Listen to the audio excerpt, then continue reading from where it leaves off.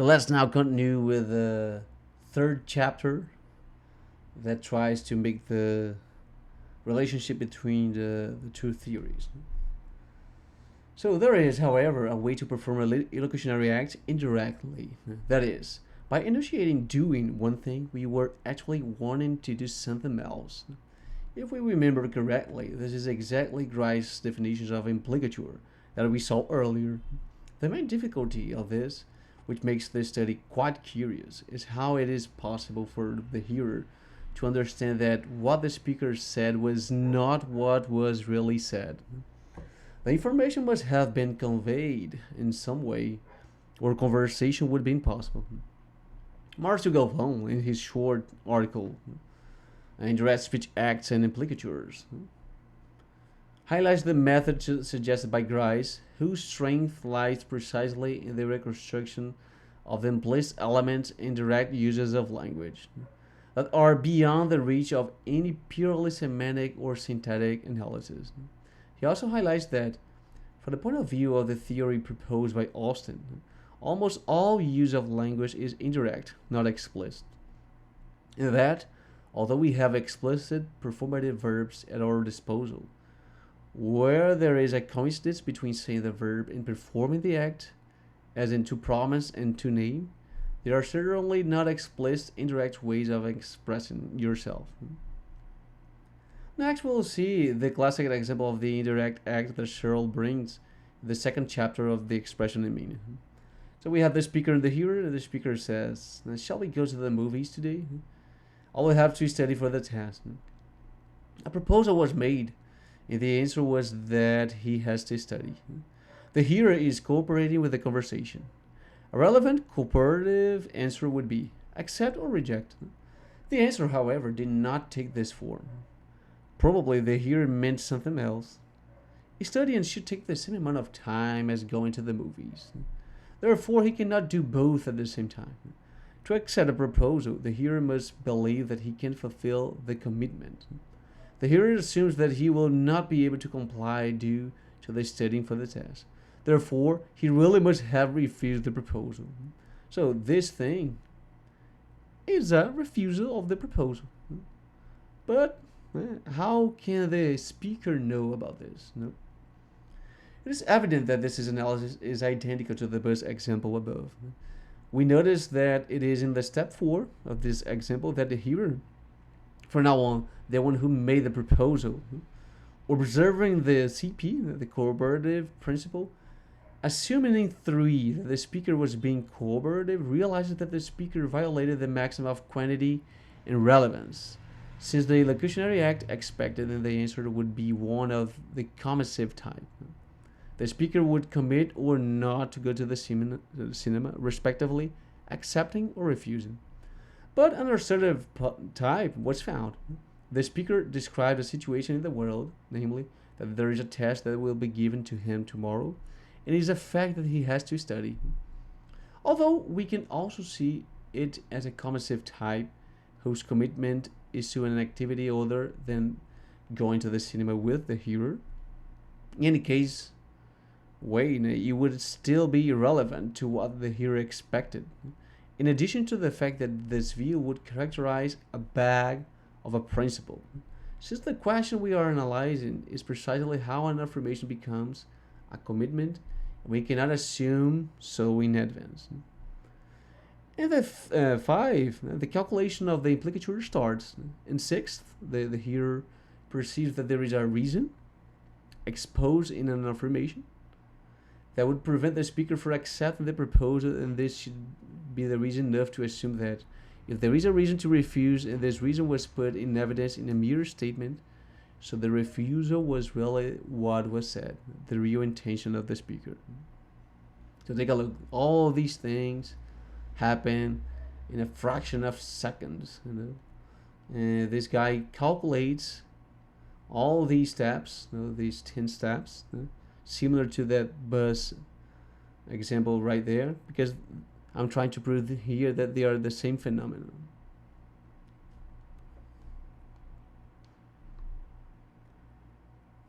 So Searle calls the primary act the one which was in fact the intention of the speaker, although implicit.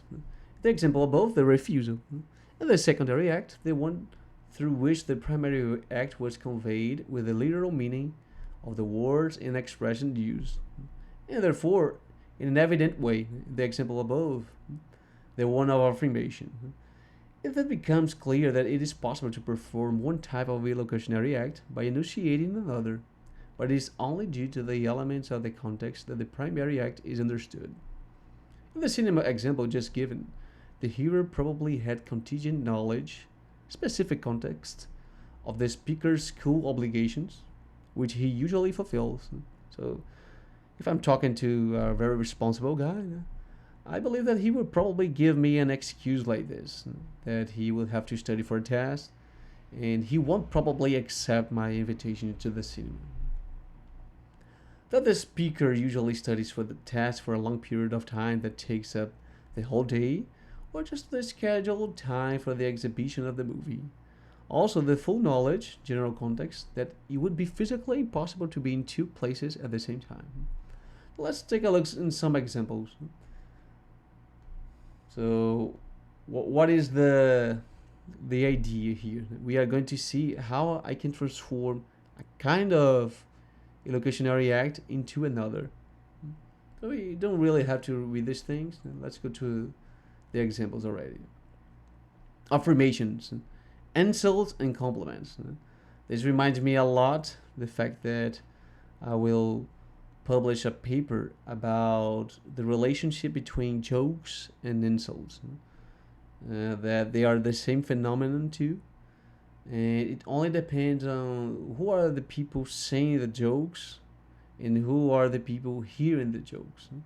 If you won't be harmed by the things, by the content of my jokes, you will laugh necessarily, because you'll feel the joy, you'll feel the sensation that something good is happening to you because you don't belong to that group which is being harmed by the affirmations of the joke. An assertive can hide an expressive when using irony, that is, saying one thing, but meaning exactly the opposite. For example, Mario is an Albert Einstein, meaning that he is the complete opposite of the one of the most revered and famous scientists in history. This is irony, right? This example could also be used as a compliment, and it wouldn't be ironic. The use of metaphors is also a common way of indirectly insulting or praising. Right? So Edison is a machine can mean that he's automatic and not very expressive emotionally, as well as meaning that he works hard and efficiently without complaining. In these two cases, there is a violation of maxim of relevance, the relation category. When the speaker purposely compares the individuals in question with people and objects with which share some property that should become evident to the hearer, who observes the cooperative principle and tries to find a reason for the speaker to have deviated from the subject. After all, it is obvious that Mario is not Albert Einstein by biology, just as a person cannot be a machine by biology too. And if I'm seeing that the guy is actually doing a dumb thing, I'm probably violating this maxim, saying not the truth for a reason. It's because I don't want to insult directly the guy. The main features of these apparently irrelevant mentions become the center of attention precisely because they are irrelevant. So because they are irrelevant, someone will ask oneself, why in the hell is this guy talking these very weird things? But this guy is rational, right? So he must have a reason for this. But the hearer assumes that the speaker is being cooperative. The decision for the precise calculation would depend on the elements of the context. There is another example. We don't have to see this. Let's see another kind of transformation: assertion, suggestion. An assertive can hide a directive. For example, someone might say to a friend who clearly has a beard that is too full and tidy, that friend the barber has children to raise. The hearer observing the CP and assuming the cooperation of the speaker will look for a reason why he said this out of the blue.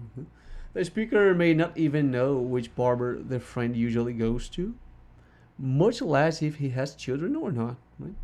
Despite this violation of the maxim of quality, since he has no evidence to say what he said, the important thing is to note that the violation of his maxim of relevance will awaken in the hearer what is most notable in this utterance, right? That someone who has children need money to feed them. Therefore, it would be interesting if people with excessive beards were to trim it and pay for the service, right? So I've gotten this example from my barber shop. You know, the guy he used to make this joke with me. So the guy wasn't realizing that he was trying to make a indirect speech act. So the assertion that he had children to feed was actually a suggestion for me to go there cut my hair after 1 month. Well, you can see that I've cut it. Affirmation commitment. An assertive can hide a commissive. Suppose that a boy with no money asks his neighbor to go buy him some bread. The neighbor agrees to do the favor and the boy thanks her. Then she says, "It will cost $5." The boy cunningly says, "I thank you even more." So in this case, it was not the neighbor's intention to offer to pay for the bread, but the young man, abusing her goodwill, made it seem that her statement will cost $5 was an extension of the favor she had undertaken to do. The boy, observing the CP and assuming her cooperation, proceeds to induce that the neighbor has violated the maxim of quantity. It makes it seem as if she purposely omitted that it will cost him $5 because she was willing to pay. So, because she said, "Oh, of course, I can go there, go buy bread for you. It will cost $5." So, very very nice. I thank you even more because you are gonna there. You are going there to buy the bread, and you will still pay for it for me. So, you are doing me a very big favor. We call those cases where the implicature occurs without the speaker's intention misunderstandings, even though the hearer understood that wrong way on purpose. Of course, the guy has made this by purpose, in order to avoid paying for the bread. Affirmation can transform into accusation and confession. An assertive can hide a different assertive with different propositional content conditions, different degree of strength of the illocutionary point, and different degree of strength of sincerity conditions. Suppose two children commenting on the possibility of cheating on a school test. One of them states, "You can't cheat on the test with teacher Roberto in the classroom." The other child, observing the CP and counting on the cooperation of his colleague, may end up assuming that he has already tried to cheat on the test with teacher Roberto in the classroom at least once. So if the guy is talking so precisely and so convinced that it's impossible to try to cheat on Roberto's test, it's because he has probably tried to cheat before. This is due to the fact that the speaker violated the maxim of quality when, instead of showing doubt about the possibility of succeeding in cheating, since that was what was being discussed, he showed certainty, due to the fact that he had affirmed and not asked, configuring a confession on his part, which is the accusation of himself, but with a greater degree of strength of sincerity conditions, since we assume that believe that someone knows more about oneself than others know this one. So when you are making a confession, this is much stronger than an affirmation because you are talking about yourself, and you are supposed to know more about yourself than anyone else. It illustrates the famous expression, "You don't even know how to lie." We also have a question invitation. A directive can become a different directive on conditions of the propositional content, degree of strength of the elocutionary point and degree of strength of the sincerity conditions. So if you keep changing these conditions or the 6 to 7 parts of the elocutionary act, you can change the types of elocutionary acts too, and transform something in another something. A question is a directive in the sense that the speaker is requesting that his hearer fulfill his wish, namely, that he gives him some information. Suppose that two friends are talking, and it is a fact that one of them travels abroad every 6 months, while the other has never been on a plane before. The first then asks the other, while buying plane tickets on a website, "Have you ever traveled by plane?" The second, observing the CP and counting on the comparison of the first, assumes that the violation of the maxim of relevance and quantity, when the first brings up the fact that it's obvious to both that the hearer has never traveled by plane, while performing an action which is clearly capable of changing it by buying tickets, might be hiding that he's inviting the other to travel by plane. So imagine that you are with a friend and you have never eaten sushi. So we are in a restaurant. I'm seeing the menu, and I say to you, "Have you ever had sushi?" I know that you have no money, for example, and it's easy to deduce that I am practically inviting you for eating sushi, right? But remember that the implicatures might be cancelled. Depends on my intention. If you understand it, you understand this in a wrong way, I could say to you, "Oh, I'm sorry, man. I wasn't actually inviting you." But if I have the intention, I can make an invitation to you using a question. So this is a kind of elocutionary act, which is I'm asking you. It's a kind of directive. I'm asking you to give me an answer. So I'm making a directive to you. But it has become an invitation. It's another kind of directive. Question help. A directive can become a combative. Imagine two women talking, and one of them is lamenting her precarious financial situation. From there, we can already visualize the interesting case of an expressive becoming a directive, namely, that an expression of dissatisfaction about something can be a request for help. By violating the maxim of relevance, one would not have discussed the matter with someone else who could not help, a stranger or enemy, for example. So imagine that I stop someone on the streets to say that I am without money and I have to pay bills. That would be very strange. After that, the hearer then asks the question to the complainant. So, is your problem money? The complainant thus raises her hopes, as by observing the CP and counting on the French cooperation, she assumes that her understanding of the financial problem exposed through a question would probably indicate that the friend intends to help her. Violation of the maxim of quantity suggests that she would not listen to her friend and would have checked out what her problem really is if she heard her correctly. With the question, if she had no intended to help. It would be unfortunate, though, if whoever asked the question, "Is your problem money?" complete. Mine too. So that's it. I see you complaining about money, you must pay bills. Your complaining is a request for help. So you are compelling me to tell you that, do you want some help? Are you asking for help? But that would be very crazy that although you are asking for help, I need help too. We have order and expressive. A directive can hide an expressive. Suppose that a general who has taken greater sympathy with a certain battalion he has trained, others allow the following order: I order you not to die in battle. It is an order which is actually part of everyone's desire to fulfill. Of course, no one wants to die. But it's not a matter of choice exactly, especially if the general has tears in his eyes while making such an enunciation.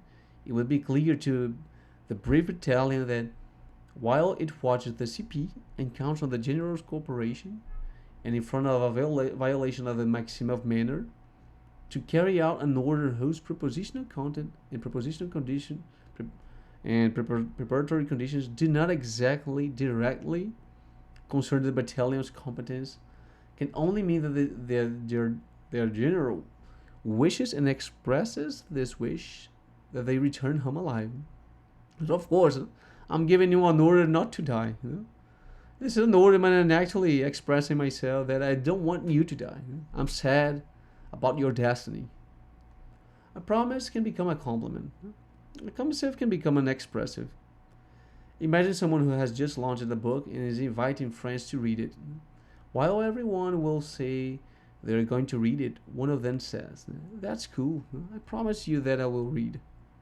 The hearer, who observes the CP and counts on his friend's cooperation, assumes that his violation of the maxim of quantity by insisting on using the word promise to emphasize his commitment, since it is possible to promise but not using the explicit performative, as others have,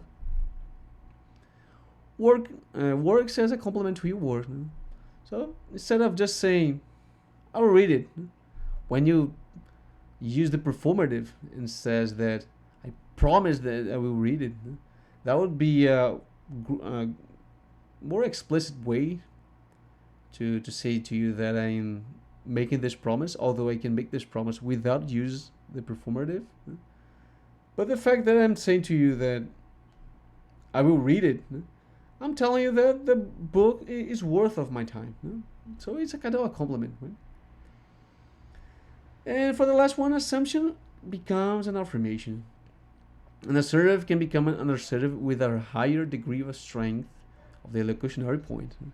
Imagine that two competitors are playing chess, and one of them, who is about to perform a clear checkmate, still says to the other, "I think you lost."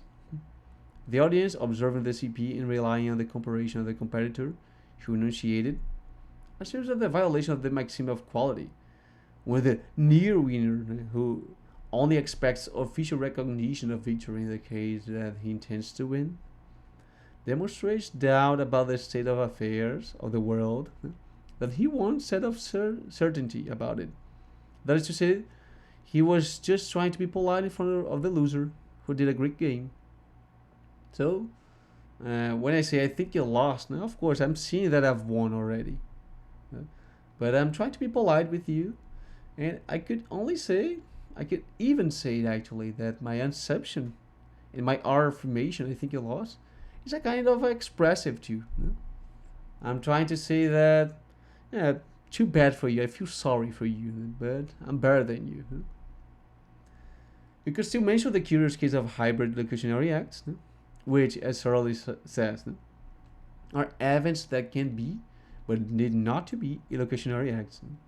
For example, we have the acts of warning, predicting, or remembering. When we see black clouds gathering more and more in the sky, this could be a forecast of rain, which reminds us to go out with an umbrella in hand.